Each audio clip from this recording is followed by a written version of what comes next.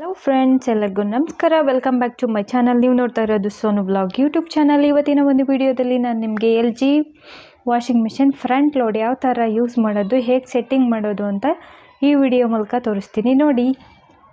ಹಾಗೆ ನೀವೇನಾದರೂ first time ನನ್ನ ಚಾನಲ್ ನೋಡ್ತಾ ಇದ್ದರೆ ಲೈಕ್ ಮಾಡಿ, ಶೇರ್ ಮಾಡಿ, ಹಾಗೆ ಸಬ್ಸ್ಕ್ರೈಬ್ ಮಾಡಿ.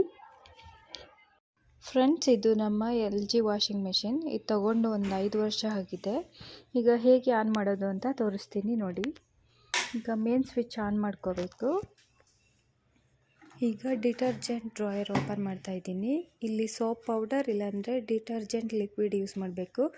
ಲೆಫ್ಟ್ ಸೈಡ್ 25%, ರೈಟ್ ಸೈಡ್ 75%, ಮಿಡಲಲ್ಲಿ ಫ್ಯಾಬ್ರಿಕ್ ಕಂಡೀಷ್ನರ್ ಯೂಸ್ ಮಾಡಲಿಕ್ಕೆ ಕೊಟ್ಟಿದ್ದಾರೆ. ಈಗ ಅದನ್ನು ಕ್ಲೋಸ್ ಮಾಡ್ತಾ ಇದ್ದೀನಿ. ಈಗ ಮೇನ್ ಪವರ್ ಬಟನ್ನ ಆನ್ ಮಾಡಬೇಕು. ಇದು start or pause button.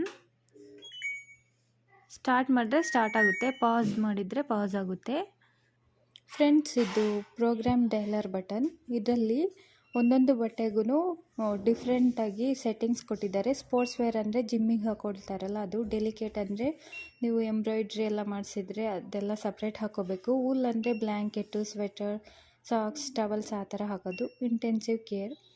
Quick ಅಂದರೆ ಬೇಗ ವಾಶ್ ಆಗಬೇಕಂದ್ರೆ ಆ ಪ್ರೋಗ್ರಾಮ್ ಸೆಲೆಕ್ಟ್ ಮಾಡ್ಕೋಬೇಕು. Rinse and spin.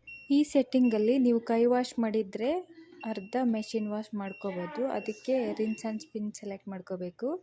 Cotton large ಅಂದರೆ ಸ್ಯಾರೀಸು, ಪಂಚೆಗಳು ಹಾಕೋದು. ಮಿಕ್ಸ್, ಇದರಲ್ಲಿ ಎಲ್ಲ ಮಿಕ್ಸ್ಡ್ ಹಾಕೋದು, ಎಲ್ಲ ಥರ ಬಟ್ಟೆಗಳನ್ನು.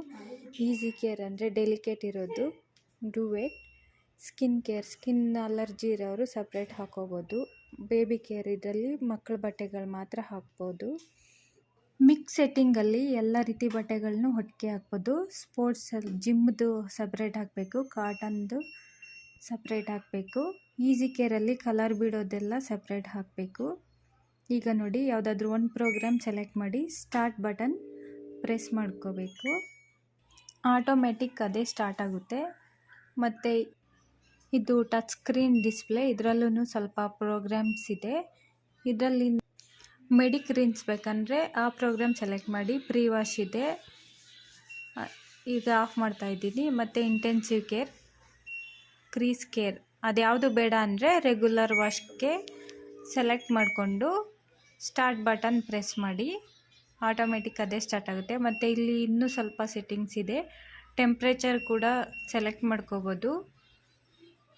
ಹಾಟ್ ವಾಟರಲ್ಲಿ ವಾಶ್ ಮಾಡಬೇಕಂದ್ರೆ ಆ ಆಪ್ಷನ್ನು ಇದೆ. ಹಾಟ್ ಆರ್ ಕೋಲ್ಡ್ ಎರಡೂ ಇದೆ. ಇದು ಸ್ಪಿನ್ ಸೆಲೆಕ್ಷನ್ನು ಇದೆ. ಈಗ ನೋಡಿ, ಆಫ್ ಮಾಡ್ತಾ ಇದ್ದೀನಿ. ಆಫ್ಟರ್ ವಾಷಿಂಗ್ ಅದೇ ಆಫ್ ಆಗುತ್ತೆ ಆಟೋಮೆಟಿಕ್ಕಾಗಿ. ಈಗ ಡ್ರಮ್ ತೋರಿಸ್ತೀನಿ ನೋಡಿ.